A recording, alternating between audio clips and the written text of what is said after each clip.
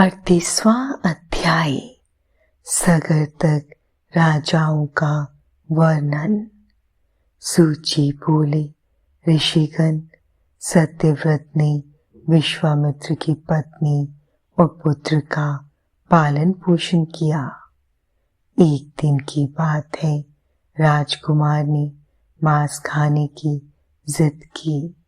तब सत्यव्रत ने महर्षि वशिष्ठ की एक गाय को मारा और तीनों ने उसे खा लिया। जब महर्षि वशिष्ठ को पता चला तो वे बहुत क्रोधित हुए। उन्होंने सत्यव्रत को त्रिशंकु होने का शाप दे दिया। इधर जब विश्वामित्र लौटे तो उन्हें पता चला कि उनकी अनुपस्थिति में सत्यव्रत ने ही उनके पुत्र और पत्नी का ध्यान रखा, तो वे बहुत प्रसन्न हुए। महर्षि विश्वामित्र ने सत्यव्रत के पिता का राज्य उसे दिला दिया। यज्ञ द्वारा उसे सीधा स्वर्ग पहुंचा दिया।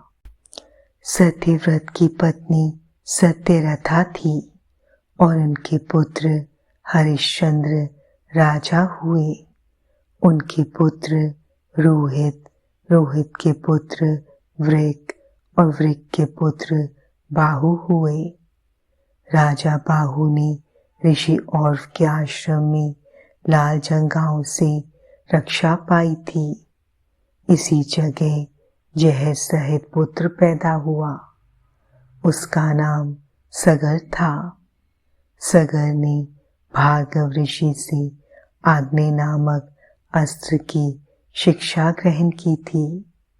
उसने है लाल जंगाओं को मारकर पूरी पृथ्वी पर विजय प्राप्त की।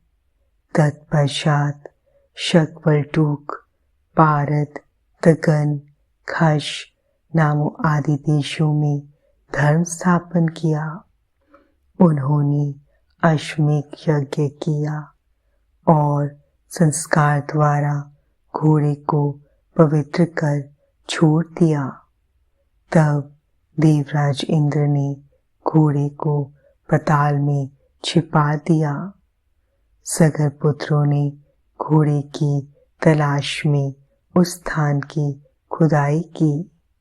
खुदाई करते करते वे कपिल जी के आश्रम में पहुंच गए। उनके शोर से कपिल मुनि ने आंखें खोली। उनकी आंखों के तेज की अग्नि से 60,000 सागर पुत्र भस्म हो गए।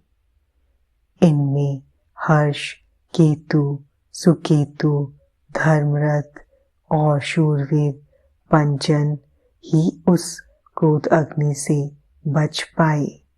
इन्हीं के द्वारा सगर वंश आगे बढ़ा।